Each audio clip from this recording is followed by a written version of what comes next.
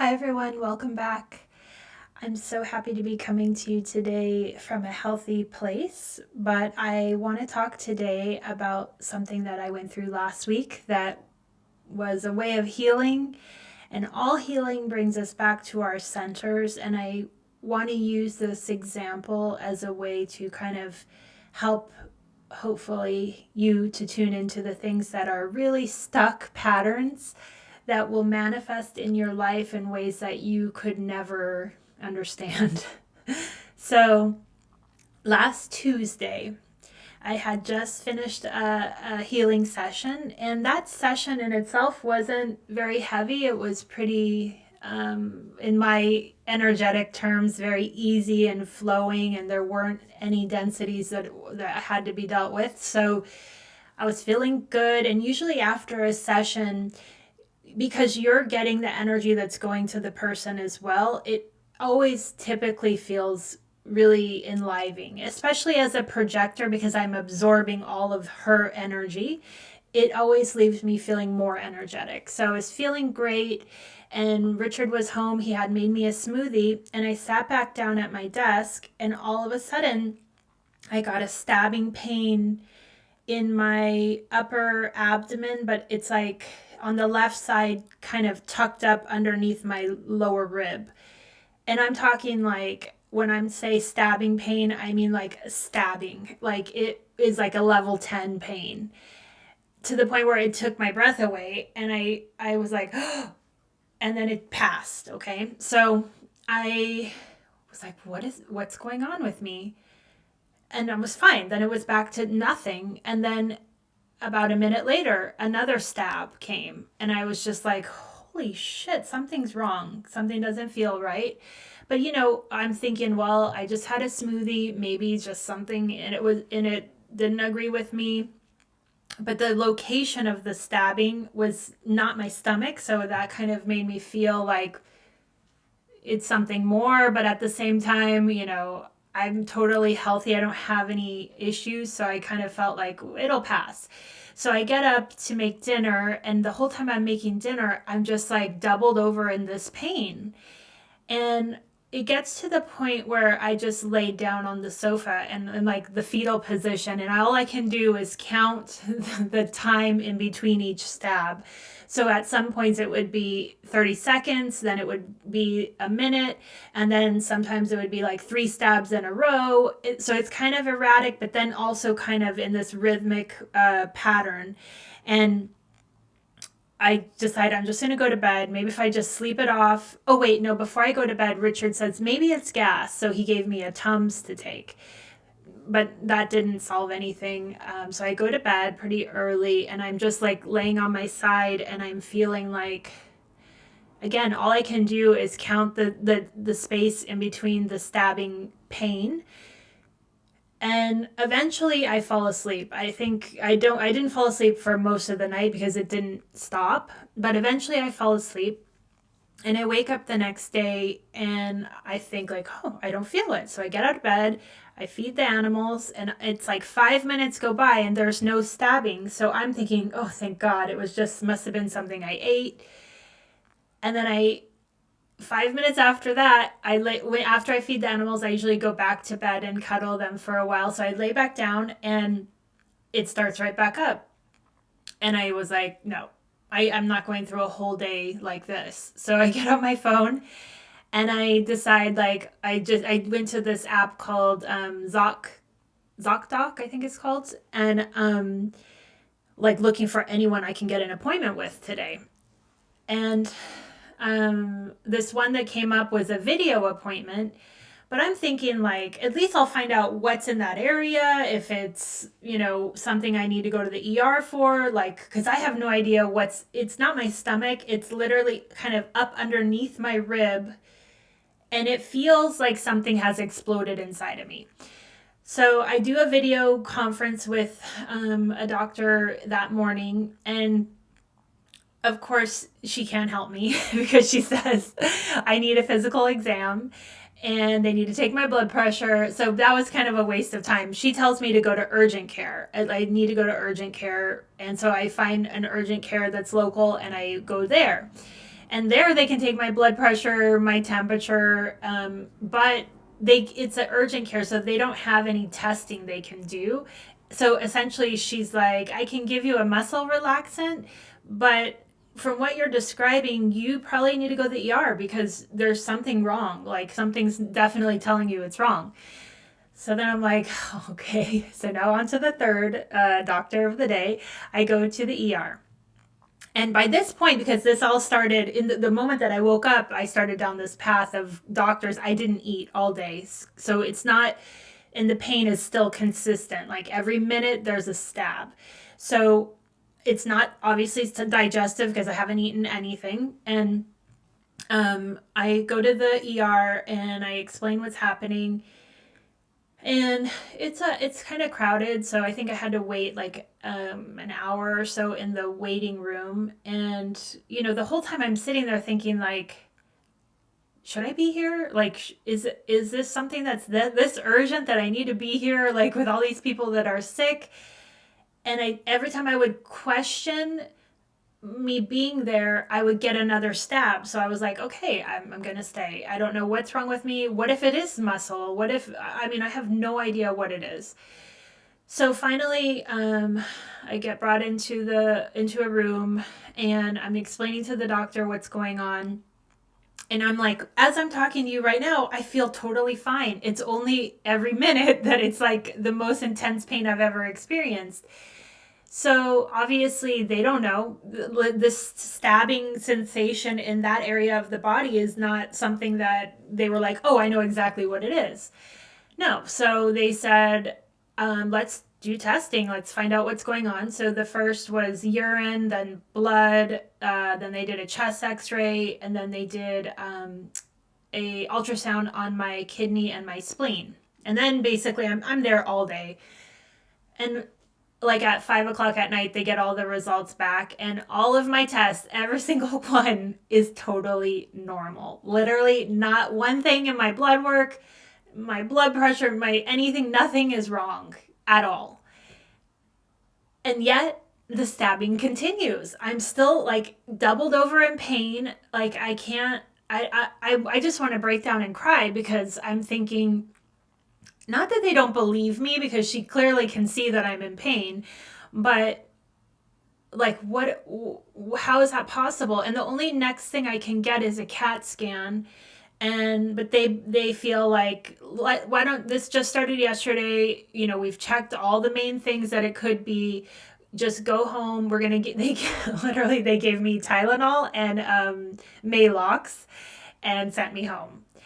So I get home and I'm noticing that as I'm driving home, the pain is starting to go further. The pain stabs there's more time in between.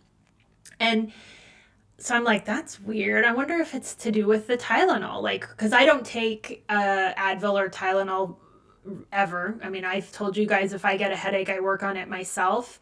And let me also say that during this process, I have been totally trying to send energy to it. I've been like trying to transmute it, pull it through. I've been like in my mind doing how I would normally work and move energy that I say easy, like a headache. To me, that's like a superficial pain. So it's very easy to move out. But this is like so deep in there. I don't know. Nothing that I did would move it. So, but I'm noticing that the time in between each stab is growing. So I get home, I go to bed, and I wake up in the middle of the night just crying in pain. It's so painful. And I'm just like, I don't know what to do. So I get up and I decide because at that point, probably 6 hours had passed since I had taken the Tylenol. So I took ibuprofen and I notice, oh my God, there's no pain.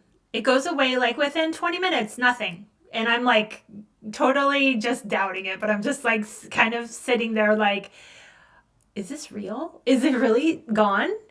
And so then I'm like, I don't know how often I can take ibuprofen, but I am going to make sure I double up. Like every few hours, I'm taking another one just to make sure that the pain doesn't come through. And in the meantime, I messaged the Energy Tribe chat, and I asked if anyone has a book called Metaphysical Anatomy by Evette Rose, because that book has been on my wish list for a while. It's a huge book, but I just had never had a reason to buy it. And it turned out that one of the women in the group has the book, and she's actually someone that lives locally. So she's like, it's at home, but I can let you borrow it and bring it to you tomorrow. So in the meantime, another one of the women in the group says she has a book called Who's the Matter with Me by Alice Steadman. And essentially what these books are is everything that happens in our bodies is literally a living manifestation of, I mean, anything that you carry in your body. So it could be jealousy, resentment, trauma. They all go to different parts of your body, and that if you have a symptom or, like when I do energy healing, I know whatever someone's presenting to me as what's wrong, it's never that. There's always a thread from usually childhood that has carried on in the body and in the life since that initial set in. So my friend Anne tells me, I looked up kidney and spleen because at this point, like, these are the only two areas that's in that, what could be wrong in that part of my body. And so she texts me and she says, so the kidney has to do with criticism, disappointment, failure, and shame, and reacting to something like a kid. And the spleen is obsessions, being obsessed about things. And I'm just like, no, I mean, I was like, there's nothing going on in my life at all that rings true in either of these things. And about like within a minute, I was like, oh, hold on. I know exactly what this is.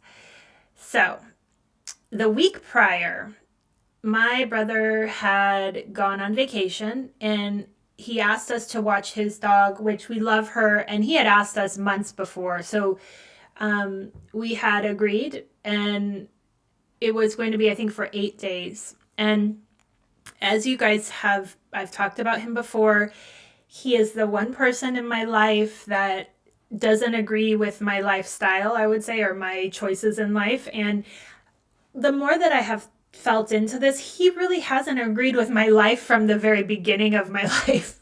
He always has been tried to be my father figure, because we didn't have a father. Our biological father wasn't in the picture, and then our stepfather was kind of like never a disciplinary towards us, because my mom had set it up that way because he grew up in another culture and my mom didn't agree with the way he thought that we should be raised. So my brother always, and I think it's unconscious, but always would give me his opinion, his 2 cents on everything in my life. And I remember when I lived in New York, I mean, it got to the point where I wouldn't return his calls. Every time we would talk, it would be him kind of schooling me on the next thing that I need to be doing with my life. And in that point in New York, I was in therapy, and I had a long conversation with my therapist about how I'm really saddened by this, because he is my only male relation. And I love him. We are only 2 years apart. So obviously we grew up, very close, but I didn't know how to evolve the relationship. And so my therapist had me write a letter to him and explain this and say, like, look, I want a relationship with you, but I feel like you're really judgmental on my life. You're always giving me advice about things that I don't need advice on. And then when I just choose to avoid talking to you. And this is now got to be like, 15 years ago. So he accepted that letter, and he ended up, I think, calling me, and we had a nice conversation about it, and it got better for a while. But then when I moved back to California, he kind of went right back into he's very analytical, and he is someone that is needing to have mind control over every aspect of his life. Like, never does he go with the flow about anything. to the point where he wants to know exactly, like, how much I'm contributing to 401k, what my salary is, what Richard's salary is, how much do we put in savings, do we have a trust? Like, I mean, he goes into the detail of every part of everything in our lives. And it's weird, it's kind of like Richard is definitely turned off by it, and he thinks like that it's weird behavior, but at the same time, I'm always saying, like, he's my only sibling, and I try to not act like it's okay, but also try to not make it a big deal. So if he asks questions, I usually will tell him. Sometimes I don't go into detail about things, but I definitely try to keep the peace. And so now back to present day, here we are watching his dog, and in the meantime, he is texting me. His dog had gotten a little injury the week prior when we were at the beach together. And so he's texting me and saying, oh, is she fine? Is everything good now with her? I'm like, no, she's limping. She's holding her leg up. Richard says she needs an x-ray. And then it's like no response from him. And then he asked me like a couple days later, how is she doing? And I said, well, she's not doing great because it's his only animal, and she spends a lot of time alone. Now, my house is a zoo. We have 2 dogs.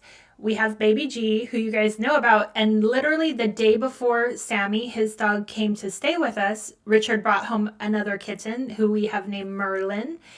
And that kind of also came about very synchronicity wise, and he definitely was meant to come into our lives. And now baby G is so much better having him. They play together nonstop, and it's made her feel more at home and comfortable here. She's not as scared, but she's still terrified. But anyway, Sammy, my brother's dog, was also here. Came that very next day. So the kitten, the littlest one, he is super friendly. He's not afraid of any dogs. But G still is terrified basically of her own shadow. She's the feral cat. She's the one that we found at our doorstep. So Sammy, his dog, is constantly, he's obsessed with G, to the point where it's not that she wants to hurt G, but she is literally like needing to be finding her and being as close to her as possible and sniffing at her and just like, curious, but obsessed. And also, she barks like crazy. She howls. I had to close all the windows and blinds in our house so that she couldn't see the outside, because if she could see anything, she's howling and going crazy. So I said to him, I texted him back and I said, well, she's very anxious, very anxious. And she's barking and howling a lot. And he goes, oh, that's your fault. And I was like, what? When she was a puppy, I used to go and get her from his house and bring her over here to play with Penny. And he said, oh, she picked up barking because when UPS would come to your house, that's how she learned to bark. So I'm just like, wow, okay. So that was like around Friday, and he left like on a Wednesday. And that Friday night, I went to a gong healing session, and it ended up like pretty much the whole session was around Sammy, because I was feeling so anxious about how do I deal. I still had like almost a full week with her, and how do I make everyone comfortable in this house, including me, because I don't think I've talked about this before, but I feel like I take on animals' energies very easily. And if anyone is suffering in any way, I feel it so deeply in my body. And I could feel she was so anxious, and it was making me uncomfortable in my body. And up until that point, like I had realized on one of our walks, like I need to ground. I need to make sure she understands that I am stable and that she doesn't need to be this anxious. And when I say anxious, I mean she wouldn't lay down at all. She was pacing. She was constantly searching the house for G and, crazy. So in that gong session, I got the download that I need to like change the approach, because prior to that, I was like yelling at her, Sammy, stop barking. And I needed to show her love instead and hold her, because she's anxious because she needs love. She doesn't know what's going on. And she spent so much time at our house, so it's not like she's not, so much time with us to the point where he stopped bringing her over here, or stopped letting us watch her because she didn't want to leave when he would come to get her. So then the next couple days, I started really holding on to her and cuddling her and just trying to calm her down. And then she did. She actually sat down and started laying down. She still was obsessed with G, but she had calmed down to some degree, which made it tolerable. But basically that whole time, the whole 8 days with her, I couldn't do anything of my own because I mean by that, like work or anything, because I felt like she needed me. She needs affection, attention. And I then started feeling resentment. I started feeling like, I know he asked us to watch her months ago before we had 2 kittens, and that's a whole nother story. And it's not his fault that, he had a wedding to go to in Mexico, and, we agreed. So, and we love her. It's not like we have ever said no to watching her, but 8 days with now 2 new animals in our house, it just really made it really challenging and difficult for me to navigate what is the best way to go about it, because I don't want these 2 little ones feeling fearful but in their own house, but yet they were. And I started to feel like it's unfair of him to have done this to me. In the past, he has watched our dogs, but the only way he agreed to watch them is, and this is like 2 years ago, we paid for both Penny and his dog Sammy to be in daycare all day. And then so all he was doing is picking them up at night and feeding them and being at home with them while they slept. And, we were just so grateful because we didn't want to have to board Penny. And, it's not to say that wasn't a thing for him to do, because he had to stay at our house and all of that. But I don't think that he realizes how much work his dog is. And she just has a lot of anxiety. And I just started feeling resentment about it. Like, is he doing this because he thinks I don't have a job and that I can spend the whole day, being this like babysitter to a baby, basically. And so when Anne texted me, these are the things, I realized, like, holy crap, yes, this whole week I've been feeling resentment and being obsessed about who does he think he is, and why do I keep giving into these requests? And I always put him above what I feel is best for me. Like the boundaries between us are so loose to the point that I actually don't see him very often because I don't know how to hold up those boundaries. So a minute later, I texted her back and I said, yeah, I know exactly what this is. And Anne is one of my sisters that I met in shamanism. So I asked if she would do a healing for me around it. And we had agreed to do that on Friday. But then my friend that had the actual book that I originally was interested in, the Metaphysical Anatomy, brought it over on Thursday. So I needed time to read into the spleen and the kidney in that book. And so I want to just tell you guys, for example, what the spleen says. You feel like you have to give more than you receive, so you won't feel abandoned. Who makes you feel this way? And then the next thing was no clear discernment of what love is. You have a love-hate relationship with an influential person. And then the spleen can hold the entire vibration of that person.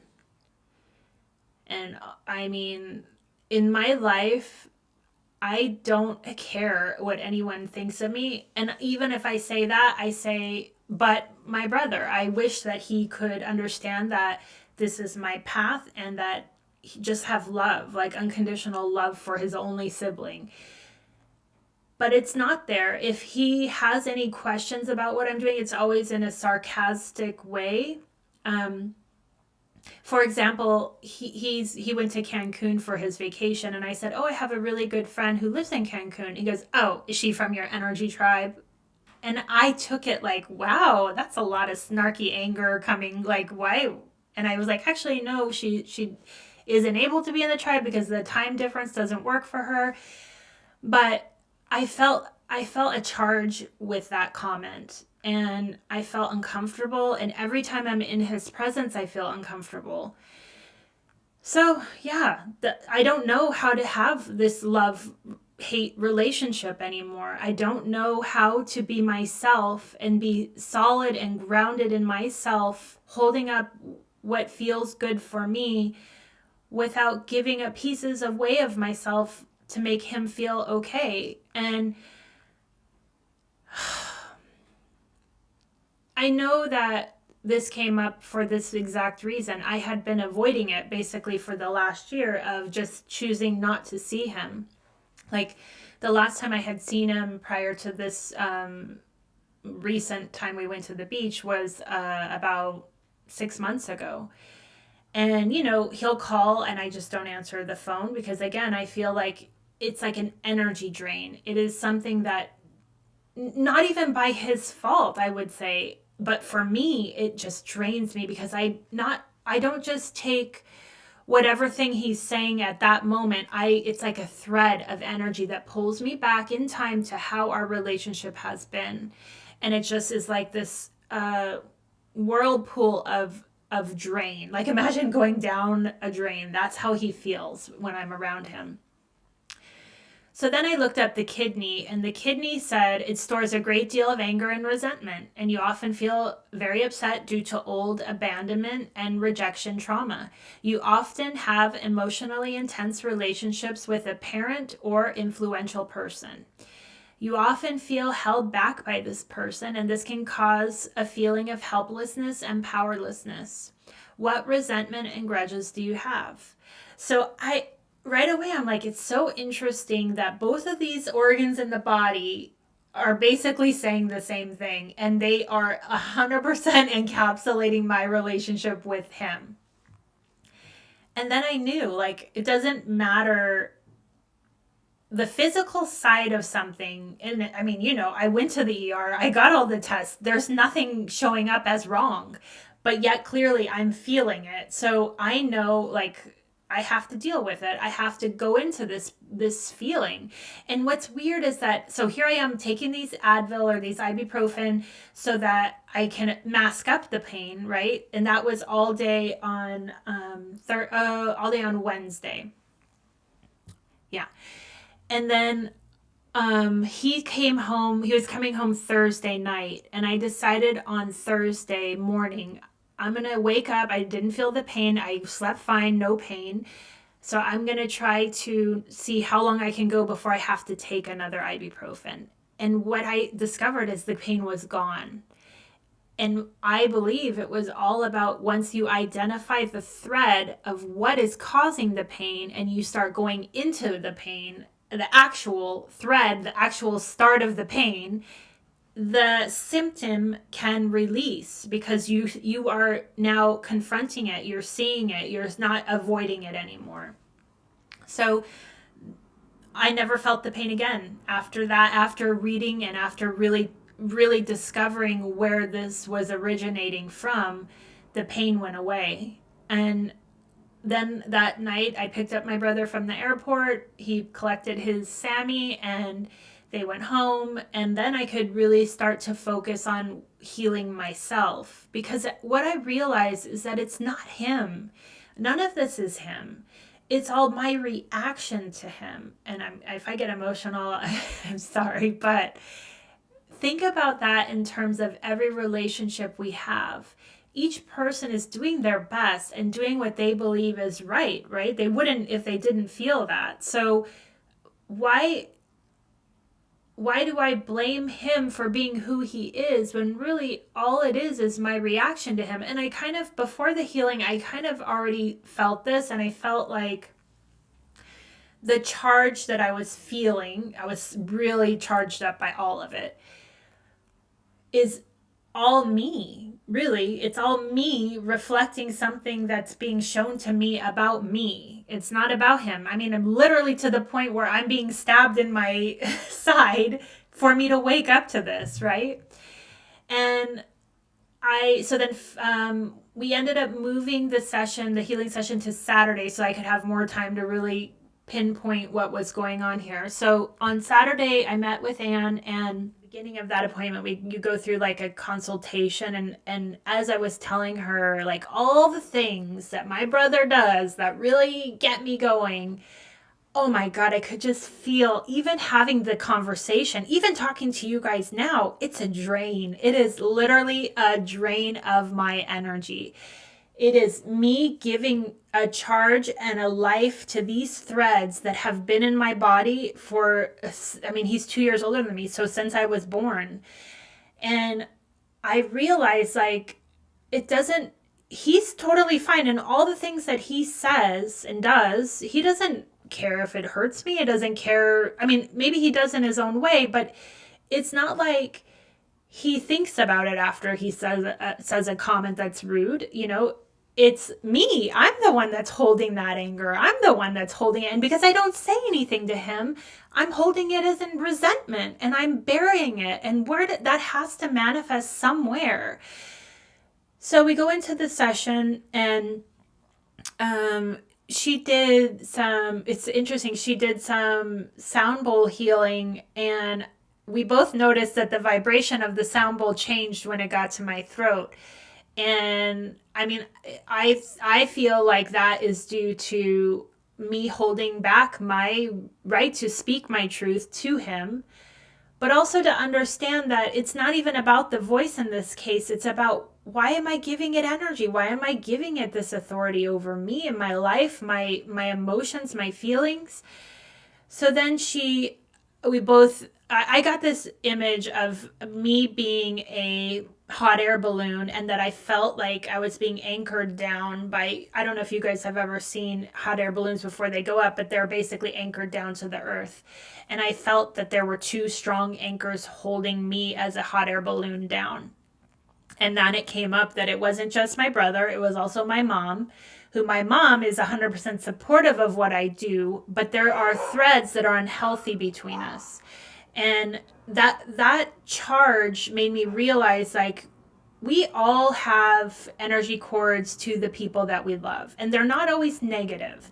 So when you do an energy session with someone, and that's where they're not able to be totally sovereign in their own body, that's something that usually we'll explore, because it could be that you're giving and siphoning, they're siphoning off that energy from you without you even really having the knowledge of it. So what I felt in that moment was, it wasn't just my brother, it was also my mom. And obviously they're the most two important people in my life besides Richard that created, well, that were part of the creation of me, that were there with me from the very beginning, and then moved it through my whole life. And I've done a session with someone before where I didn't remove her mother's energy cord from her, because it felt very loving and nurturing, and it wasn't something that was depleting her. But me being a projector and both of them being manifesting generators, it was too much for my system, and I felt that. And so Anne asked, do you want me to remove them? And I felt 100% ready for this. And, I would say most people might not be, and it's sometimes not healthy, as I said, to remove them. But in this case, I know it came up because it was time to come up, and it was time for me to move through that healing and move those cords right out of my solar plexus, which is where the pain was. And when I look at my human design, my G center is 100% open. It's undefined and 100% open. So I'm inviting these cords to attach to me. It's not their issue. It's mine. I need to learn how to be in my body and how to not let those cords overtake who I am. So then she did the work and removed them, and it just felt like such a release. And then I felt this kind of female lion kind of come down through my chakras and go into that solar plexus space and just hold it like, I'm here now. And then I realized, so then we end the session, and I just realized all of the trauma, all of the drama, all of the stories, all of my talking about his dog and all of this, all of it is me. It's not him. It's not Sammy. It's not any of it. It is a reflection of me and the hurts, the resentments, the obsessions, the anger that I have been repressing because I didn't know how to handle it. And so now, my God, I feel so light. I feel like I pulled back my energy back into my body. And what the reason that we need this is that then it frees it up to do something that you're ready to move on to. And I am at this stage in my evolution or my journey that I have to take my big next step, which is becoming a teacher and sharing these things that I've learned with you guys, but in a more concrete way than just the podcast or the videos. And there has been a something that's been holding me back. Like, I'm not ready to give. I didn't have the energy to give. I don't know what to give. I don't know where it's going to come from. I don't know what they want. All these questions and doubts were because I wasn't in my own body. I was feeding from all these two other sources that were holding me back to take that next step. And I also think that this is tying into the eclipse season. It's all the perfect timing for me to face what I've been avoiding for now a long time. And the thing with my brother is that kind of circular thread of our relationship has been the exact same whether I was going through an awakening process or not. We always had this tension between us. And now I just feel like I can just set it down. It's not mine anymore. And I would love to watch his dog. I would love to even be in his life more, because now I feel like I could be without having the resentments kind of cloaking me and like taking everything he says as that's an attack. That's an attack, because is it? I don't think that people are always conscious of the things that they do to us, and even if they are conscious, there's a reason that they're in our lives. There's a reason that they're bringing that to you. And I've talked about this before, people are just reflections of ourselves, but going through it and to this point of manifesting a physical pain around it, it was like, no, you're not avoiding this anymore. It's coming up and we're going to deal with it and we're going to move past it. And I feel like a whole new person, to be honest. Like, I just feel like the weight of both of them is released from my body. So in saying this, I know that going into this eclipse season, we are being called to release things that are not ours. And we are being called to do that so that we can move through this eclipse energy and harness it to move you to the next level. So if any of you have any desires to move through anything, obviously I can do it. I will also leave below my friend Anne's information that she assisted me in moving mine.